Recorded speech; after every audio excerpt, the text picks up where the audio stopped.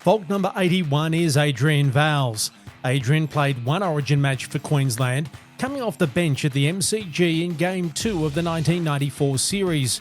Born in Cunnamulla, Adrian made his NRL debut for the Gold Coast Seagulls in 1993 before joining the North Queensland Cowboys in 1995.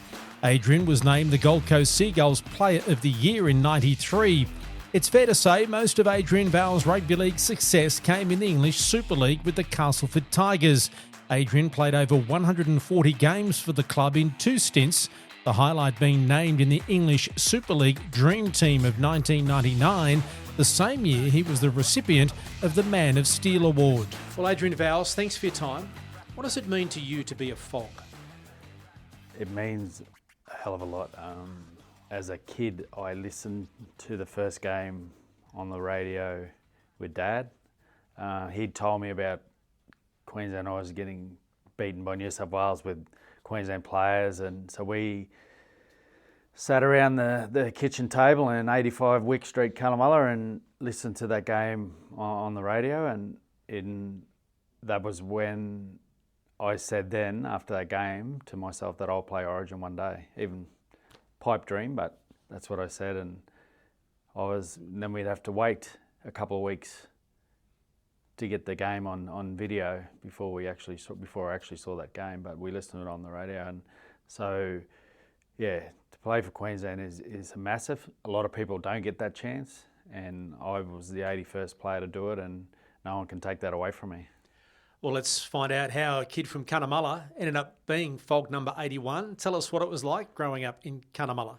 Well, I grew up on a sheep and cattle property, 23,000 acre sheep and cattle property. So I had the most amazing childhood. Tough, it was drought most of that time, and to see how hard Dad and Pa and Nan and Mum worked, and Mum would live in town during the week and work with my older sisters when they were at school, and then I sort of stayed at the property until I went to school. Then I moved into town, and you think back and go, well, it must have been hard for Mum being a single mum, not a single mum, but during the week a single mum, and Dad out in the property. But it was such a good upbringing and taught me all about hard work, and you've got to, if you want anything in life, you've got to work hard. But living in Cunnamulla as a kid, I was a swimming club. I didn't play footy till I was nearly 9. I don't know. Dad wanted me to, and then I was like, because he was a good footballer, and I just wanted to make sure I was all right at it. And then I finally said, right, I want to play. And then my first game, I remember I was fast, made a break, came to the fullback, and I just hurdled him. Jumped over him and scored a try, and then very proud of myself. But I got in trouble with Dad after the game, said, don't ever hurdle anyone, you break your neck. And it was like, oh. But that was when I sort of fell in love with it. And from then on, and I just loved sport. I loved cricket, I loved footy, swam, did every sport you could as a kid. But growing up as a kid, I did boxing under Billy Johnson's old man because I was getting bullied at school a bit. So my dad sent me to learn how to hold my hands up a bit, so I didn't have to put up with the bully anymore, and it actually worked. He didn't have any troubles after that, but that was probably a good learning lesson as well. But then we moved to Charleville when I was 11, which was just another amazing place to grow up in. So when did it start becoming serious for you in terms of your ability and being noticed, I suppose? Under 12s, I made my first rep side, which is the Southwest Queensland rep side. So that's when I went, oh, yeah, I'm not too bad at this. And then as I went into high school and played club footy for Whites originally, and then Railways, but it was probably, I made a Darling Downs, in 1988, I was in grade 12, I made a Darling Downs side as a 5'8", and that's kids from all the way from Cunnamulla to Toowoomba, and I made that side, which sort of said to myself, I've got a little bit of ability if a country kid can make that side. But then I also started playing A grade as a 16-year-old that year as well in Charleville, and playing against men, and handled it all right. So I sort of thought, I'm going okay at this. But I went to a Queensland Rugby League camp. They used to have these Queensland Rugby League camps at Mount Cravat, and one of the coaches there was a bloke called Brian Winnie, who's very well known in Redcliffe. He said to me at that camp, this was in January, he said, "You ever thought about moving away for footy?" I went, "Oh no." And he said, "No, you should try and move away and have a crack." And he said, "I think you've got." So he was the first person who put it in my head to leave Charleville to move away and play footy, and which I duly did at the end of grade 12 that year. Easier said than done, because you're moving from Cunnamulla to Charleville. We're not talking about massive populations No. there. So you ended up heading south and found yourself at Tweed Heads. Yeah, well, you talk about moving from Cunnamulla to Charleville. I hated that move to go from that to that. And then, ironically, the bloke I sat next to when I first moved to Charleville in school was a bloke called Grant Bignell, who's still my best mate to this day. So that was a hard enough move. So I finished grade 12. I hopped on a Greyhound bus a week later with a suitcase to go and live with my sister and her husband and to do an apprenticeship. And yeah, that was tough because I didn't have a car, and then I looked like I was going to play for Southport Tigers, and then Mum knew Vince Hargie, who ran Tweed Seagulls, and rang him and said, could I come there? And I ended up playing under-19s there. Tommy Searle, the late Tommy Searle, was the coach, and the father of Michael Searle, and he saw something in me and made me captain that year, which gave me so much confidence because all of a sudden I thought, oh, he must think I've got something. And then, yeah, played. I never got any offers. I never played for any Queensland sides as a kid, and I had a really good year with Tweed Seagulls, and then I got invited to trial with the Gold Coast Seagulls, which is a couple of sliding doors moments in that. How close were you to A, not going on that Greyhound bus, or B, getting back on another Greyhound bus to go back home? Well, so I got the Greyhound bus to go live in the Gold Coast. I also got the Greyhound bus back for Christmas. After I came back for Christmas, I didn't want to go back on the Greyhound bus because I wanted my mates, my family, like everyone I knew. And Mum persuaded me to go. She said, "You'll regret it if you don't go, you've got a job." And so I did not want to go back. And sort of that, for the first 12 months, I think every time I come home, I didn't want to go back. And you gradually get over it, but it's always hard to leave, particularly a town that you're talking 3,000 people where you can walk across the road and not get hit by a car for about 10 minutes. So it's like really good lifestyle, relaxed. No one takes themselves too seriously to move to the Gold Coast, which is fast. But it was tough. It was tough, really tough. So when you're trialling for the Seagulls, what was that like? What were your thoughts at that stage? How long did you think you'd last there? Well, I wasn't sure, but I got offered to trial. So this is quite a good story. And so that was that. In 1990, the Gold Coast Seagulls were going to put together an under-21 squad, because in 1991 they were going to get an under-21s team in the comp. So we got a squad together and started playing some games, and I kept starting games off the bench. The coach was playing 5'8", could never start, and then one day we played Steve Rogers' Group 18 rep side. He was the coach of this side. Now, Steve Rogers was one of my idols as a kid as well. And so we'd warmed up, he came over to our coach and said, "Oh, our 5'8" hasn't turned up, can you lend me a 5'8"?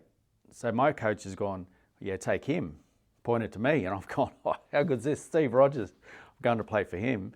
I scored 2 tries and set 3 tries up against my team, and because of that game, I then got a trial with the Gold Coast Seagulls in reserve grade against the Brisbane Broncos the next week, which I played in, which I had a good game, and I got a contract. So that's how I wasn't for that game, wasn't for Steve Rogers needing a 5'8" and then me getting picked, I don't think I would have got a contract. And then I got a $2,500 contract and a whole heap of training gear, which I was more thankful for the training gear than the money. And so that was such a sliding doors moment. And then 93, you make your first grade debut. 93, make my first grade debut. And again, a bit of a sliding doors moment. At the end of 92, I'd played 3 years of grade footy. I'd sat on the bench for NRL nearly 20 times, which you did back in the day, and never got a start. So I'd sit there, would get a start. Played against Great Britain in 92. And then at the start of the 93 pre-season, a dietitian came to the club called Julie Albrecht, and I was sitting front row. Normally I'd be out the back, but I was at the front row. And she picked me out and asked me what I ate in a day. And I was a cabinet maker. I was working 10-hour days, training 3 nights a week, getting flogged. And basically I was eating about half of what I should have been eating to put weight on. And so I started seeing her. And then in that pre-season, I put 6 kilograms of pure muscle on by eating properly and trained hard and got to play first grade the next year. But I owe Julie Albrecht, because I think if I hadn't been sitting in the front row and she hadn't picked me out and then I started eating properly, I would maybe not played first grade. Well, what was it like playing for the Gold Coast in those days? Because there were ups and downs, and Wally Lewis was your coach and an idol growing up, I suppose. So what was it all like? It was amazing. So my first game was a Tui's Challenge, which they played back in that day, and I marked Jared McCracken, who was a massive centre. And I had a really good game, and that sort of got me my start as the season went. But having Wally as coach, I just idolised the bloke, and I never wanted to let him down. We didn't have a good year, but for me, I just wanted to have a good year as well, play a good year. And we had a lot of good young fellas the year before in 20s. There was myself, Jamie Goddard, Kev Campion, Sats, Jeremy Slosh, that all end up going on to play Origin, and then there was 13 of our 2021 side that year went on to play NRL. So if we'd have kept that nucleus of players together, I think the Gold Coast could have grown. But for me, we won one game, I think in '93. But for me to play under Wally, but to also to know that I can handle first grade it was just massive. And as a kid, you dream of playing NRL, and I got to do it, and it was just awesome. Well, how would you like to be the owner of one of these? A FOG's authentic game ball signed by Wally Lewis and the 2023 Wally Lewis medalist Reuben Cotter. Now, all you have to do is subscribe, like, and drop a comment below. And each week, gentlemen, we'll be giving away one of these footballs to one of the viewers of the FOG's Queenslander podcast. Well done. Well, it's good to be able to hand them on to the general public who like it, as long as we don't get blamed for breaking one of Mum's windows when they're kicking it around the backyard or tossing it around. Framed, but this will be framed in a nice Reuben Cotter's name. Wow. Do you know how to subscribe and like and do all that, Gilly? No? Oh. We can help you, mate. We can help you. Help me out, fellas. The 2 daughters can help you out. So we have one of these to give away each week until stocks run out, until Wally gets sick and tired of signing them and Reuben Cotter disappears. But just subscribe to our channel, FOG's Queenslander Podcast. Write a comment below and click that like button. Everyone goes into the draw, and we've got one of these to give away each week. Well, a few years before, you're in Charleville. Now you're playing under Wally Lewis at the Gold Coast. You win the Player of the Year for 1993, and then 1994, you find yourself getting the call-up to play for Queensland. How did that come about? Well, that was Steve Renouf had an injury cloud, but Don Ferner had told me that he was the CEO at the time. He told me the day before, he said, you might be a chance. I went, didn't want to get my hopes up, and then I got a phone call from Ross Livermore Saturday morning for about 7:30, I think it was, and Adrian, Ross here, you're on standby for Steve. He's doing a fitness test, I'll ring you back. And I'm just please God, please let him fail this fitness test. And because we should explain, in those days there was no squads picked, like there was no 18th man, and there was no reserves that potentially come in. It was the team, and that was it. So you weren't named to play in Game 2 in '94. No, I'd had a really good game the week before against Newcastle. Got man of the match, and it was a TV game. I don't know if that helped, but and then Ross rang me back and said, mate, you're in. You need to come to the Travel Lodge in Brisbane. And so I've just made this amazing phone call to Mum and Dad to tell them, gives me goosebumps, to tell them that I've made this side. And because you've got to understand, in the country, you've got to make so many sacrifices. Your mum and dad make so many sacrifices in how far you travel, the kilometres you go, like just what they did for me and helped me, kept pushing me along, and then I could ring them up and say, I'm going to play for Queensland. Like, that is such a reward for them, let alone for myself. But that was one of the best phone calls I've ever got to make, to ring mum and dad to say, oh, mate, I've made this Origin side. It was just, amazing. Yeah, but then you had to get safely to Brisbane. How was getting to Brisbane safely with that going through your head and everything? Do you remember much about it? I remember like yesterday, because I went over the shops. I thought, I need a new pair of joggers. I was on no money at all, mind you, playing for Seagulls, and so I used a bit of money to go and buy a pair of joggers, and got him. I had a 3-cylinder Daihatsu Charade. I had a dodgy clutch that I didn't have the money to replace it with, and then drove to Brisbane. And then Paul Galia, who I was playing with at the Seagulls, his mum and dad come and picked it up, so keep it at their house. And I reckon I would have broke the speed limit getting there. That little Charade was flying on the way to Brisbane, but then when I got to the hotel, I got so nervous, because you walk in, Mal, Wally, Choppy, 3 legends of the first game, and then all these players, Alfie, Trevor Gummis, Kevy, Gary Larson, Billy Moore, Mick Hancock, all these. It was just crazy, and just to think that it took me a little while to go, do I belong here? When you say a little while, how long?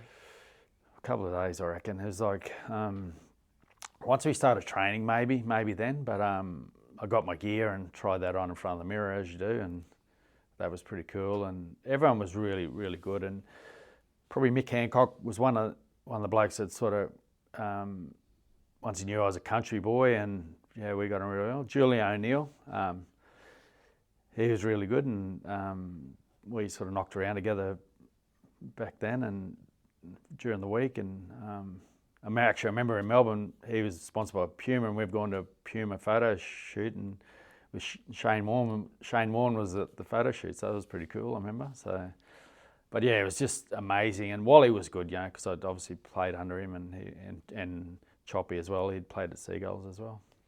You mentioned Melbourne, because that's where your match was, at the MCG of all places. So you're in, as Scotty Sattler refers to it, as the Arthur Beetson Club, as a one-game Origin player, and that one game happens to be at the Melbourne Cricket Ground, which not too many players get the opportunity to play there. So what was the build-up like playing in Melbourne for your game? Yeah, well, same thing. I'd never been to Melbourne. That was the first. And just when we got to train there the day before, like I needed to get another pair of boots, because the boots I had were slippy on that. So I didn't have a boot sponsor or nothing, and I think Tosser maybe ended up buying me another pair of boots. And to go out there, it's empty obviously, but it was just crazy, because you'd watched so many, cricket and AFL grand finals as a kid, and then to be out there, and then when you're out there and the day before, you're imagining what it'll be like, because no one knew really how many people were going to turn up the next night. So that was, but it was amazing. It was amazing being in Melbourne, because I'd never been there, let alone at the MCG, and let alone playing for Queensland. What was game day like? What are your memories of game day? Oh, it's just, I roomed with Danny Moore, who was like, they brought him along as well, like as an 18th man. We got on pretty well, and sort of similar timelines in our career as well. Really good fellow, and so that was good. We got on really well, and so pretty relaxed that day, but nervous. And then, to drive into that stadium in the bus, and it was just, and then before the game, Alfie was vomiting, and I'm going, holy shit, is it that bad that Alfie's vomiting? So then that made me more nervous, and then someone said, no, don't worry, he vomits all the time. So that sort of put me at ease, but not really. But yeah, just I think to look around and see, Mal there. Yeah, Mal's very, very cool, calm and collective, and mind you, then Choppy's giving one of his speeches as well. So it's like, it's hard to calm down when after you hear Chop talk. And then walking out running out with the team, national anthems and all that sort of stuff, is that when the nerve levels or the excitement levels reached an all-time high? Well, it was a bit funny because a streaker ran out as we got out there and was running on the field and I think she was trying to drum up a bit of business. I think she might have had something written on her chest or something, but so that made it a little bit funny. But yeah, well, when you saw how many people were there, obviously I didn't know how many were there at the time, but it was 87,000. It was just crazy, and you just go, oh my God. And then that's when I think you realise just how special that stadium is when you see that many people. Sitting on the bench, was that a good thing, or were you just cracking to get out there to try and let something rip? Oh, I just wanted to get out there and just try and whack someone on. And I had to wait a while to the back end of the game. But when I got that call, when they said you're on, that so many things go through your head, and even though it's a split second, but you basically go from your timeline all the way through to that current moment, from playing Cunnamulla and Charleville to mum and dad to your friends, and they're all watching and how proud they're all at the pub in Charleville, and then just to cross that white line to know you're an Origin player, that was pretty special. Did it change your life? It changed my life in a lot of ways. The funny part about it, I didn't have anyone at the game because I didn't have the money to fly mum and dad to the game, and I rang the club because back then you got paid half yearly and at the end of the year. I rang the club to say, could you give me an advance on my money so I could pay for mum and dad to come? They wouldn't give me any. So I didn't have anyone at the game, which was, now that you'd have 30 people there probably. Well, everyone from Charleville. Yeah, be there. Like, it'd be crazy. But so that was probably, you look back and go, that's the disappointing thing that mum and dad, my sisters and mates didn't get to come and watch. But it changed my life. I was also a little embarrassed later on when I retired that I'd only played one game, and I'd go to these functions and there's all these legends, and here I am, one game. So it's sort of, until someone sort of pointed out that there's plenty of people who'd give their left leg to play one, and then I went, yeah, you're right, because it's not so much playing the one, but it's the journey to get to that one. Like, there's so much, as I've told in the story, there's so much that I had to do just to get to that one game, and it meant moving towns, moving a couple of times, changing clubs, luck, so much. Had to work hard at all those pre-seasons you got to do to get a bit of luck, but then some people don't get that chance to play for Queensland, and I was lucky enough I got that one chance, and I'm so proud. I'm so proud that my kids know that I've got to play for Queensland. My daughter took the jersey to school this year for show and tell, and which is pretty cool, and I've still got all my Origin gear stored away from that game. Yeah, it's pretty amazing. What about the new joggers you had to buy? Are they still around? Well, the worst part about that, when I got into camp, I got new joggers. You wasted your money. I wasted $80, which I didn't have. I think it's great when you look back at those little things. Everyone thinks, and particularly in the modern era, that all professional athletes, and you were semi-professional really because you're still working, have everything given to them on a platter. And I think sometimes it makes it mean more. Is that a fair thing? Yeah, 100%. Like, it was never about the money. In fact, I found the invoice, my pay invoice was $1,500 I got. Ross took out 2 tickets. I got charged 2 tickets. I didn't take anyone. And no one went. I've been rorted. Can I have that money back?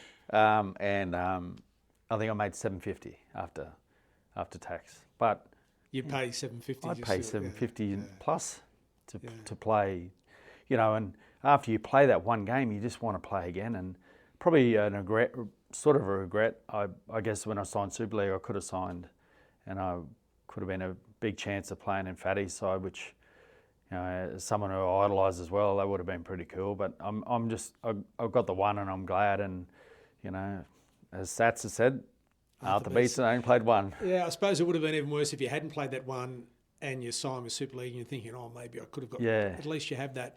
But it was the start of your career, really, too. I mean, it was only the second year of your first grade career. You ended up at the Cowboys, captained the Cowboys. You were there for 2 years. Is it fair to say that not so much the highlight, Origin obviously the highlight, but the most successful part of your career was when you moved to England to play in the Super League and your time with Castleford? Can you explain what that was like? Yeah, well, I didn't want to go. Tim Sheens had come to the Cowboys and I wasn't part of his plan. So then all of a sudden I get a phone call from the late Darryl Vandervelde, who used to coach at Cass, but he said, oh, look, Castleford are looking for a player. Would you be keen? And looked like I was going to go to the Bulldogs, then the Warriors. Anyway, it didn't work out. So I said, I'll go for a year. And we've gone over there and we lost the first 11 games straight. I was getting absolutely hammered by the fans, and I'm going, what am I doing? But then Stuart Raper came over and as a coach and turned it around, and I ended up playing some of the best footy, and got to know the fans, and my twin boys, Jai and Trey, were born that year as well, which was amazing. And then another daughter, Holly, was born over there as well. So I got 3 kids who were born over in the UK. But each year we improved. In '99, we had a great year as a team, and I was lucky enough. One game off the Challenge Cup final, one game off the grand final. We got pipped both, and then I won the Man of Steel, which is like the Daily M of here, and I went to that function just happy to be nominated. So I'm throwing down the beers, and then they call my name out that I won it, and I couldn't believe it. And as I said, the first person I thanked was Tim Sheens for sacking me from the Cowboys, because I wouldn't have came to England. And you made the dream team as well. Made the dream team, which was pretty cool, because Andy Farrell had sort of made it most years I was playing lock then, and I was a much better footballer. I learned a lot more about footy over there, and you think I'd love to have had a chance to play for Queensland again. A bit like Alfie, I'd have loved to got called back because I was a better player, and it was an amazing experience. And the supporters over there are just amazing. Sing songs about you. They just live and breathe. And Castleford's a rugby league town and live and breathe. And you've been put into their Hall of Fame. Yeah, which is amazing. I got to captain that club for a number of years, which was a pretty awesome feeling. And even now, I've got such a good rapport with those supporters, and to be named into that, and it's just such good memories for me and the kids. And maybe the biggest honour of all, and I can guarantee you that there is not going to be one FOG, male or female, that sits in the chair that you're sitting in, that can tell me or our viewers or listeners that they have had a bus named after them in Yorkshire. Tell us about having a bus named after you. Well, they tell me it's a great ride for starters, so that it's. But the supporters were asked by the bus company in not just in West Yorkshire, to pick their player that they think a bus should be named after, and I got that honour, and so that was pretty cool. And you walk on the bus, and it's got your photo and a inscription about what you've done, and so that was pretty cool. I couldn't go over there to obviously see it, but I don't know if it's still going now. Probably it's a bit old now, I think, but like myself. But it was it's funny, but you go, that's pretty cool. That's pretty cool. It certainly is. Yeah. Who had the biggest influence on your career? Oh, I'm so blessed, because in all my junior footy, I never had one bad coach. So Mum and Dad were massive for me, Mum and Dad. Dad always did his training, so I always did extra training. I had a coach, my first coach was a bloke called Jockey Jones, who we ran up sandhills and fit. So I learned about being fit. I had old Bill Johnson, the boxing coach, again helped me And then when I went to my dad was coach for 3 years of me, and he was an awesome coach. And then I was captain and learned about leading, and then the coaches I had out at Chris McKenzie was my school teacher as well, coach. Another real coach was old school front rower Jeff Wade, whose nephew Cameron Wade played for St George. He was amazing as a coach, and I'd give you a whack on the head if you needed to be settled down, but he helped me grow as a player. And then the coaches that I had, Wally, Grant Bell was a massive coach for us in the 21s at Tweeds, at Gold Coast Seagulls, because it was Jimmy Guida and Sats and Campo and that. He was the one that taught us how to play footy, and then I wanted to play for Wally, Belly. Stuart Raper was a massive influence for me in England, really, really good. And then just John Dixon when I came back from England, and Rick Stone, two good coaches. I've been blessed to have it, but if you had asked me, I think it'd be mum and dad, because they created a culture for me that I got to live and breathe.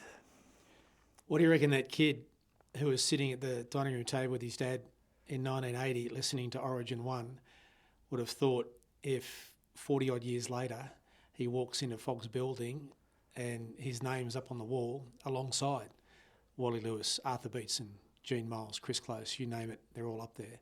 Jonathan Thurston, Cameron Smith, Alan Langer. What do you reckon that kid in Cunnamulla who's about to head to Charleville would have said if someone told him his name's up on the wall with all those blokes? I don't know, but you've just given me the biggest goosebumps. I'd probably say, tell them you're dreaming. I probably wouldn't believe it, but I pinch myself all the time. I'm just blessed. I really am, and because as you know, in rugby league, you make friendships as well, and those friendships go into business and in everything. And rugby league's opened more doors for me than anything in my life, and even to this day. And I've made friends, I've made memories, and just good times. But playing for Queensland, if you said that to me as a young fellow, I would have said you're dreaming. But I put it out there in 1980 that as a 9-year-old, that I was going to play Origin one day, and it took me a little bit to get there, a few kilometres to travel, but I got there, and it was worth it. Well, FOG number 81, Adrian Vowles, thanks for your time, and congratulations on a wonderful career. Thank you. Thanks for having me.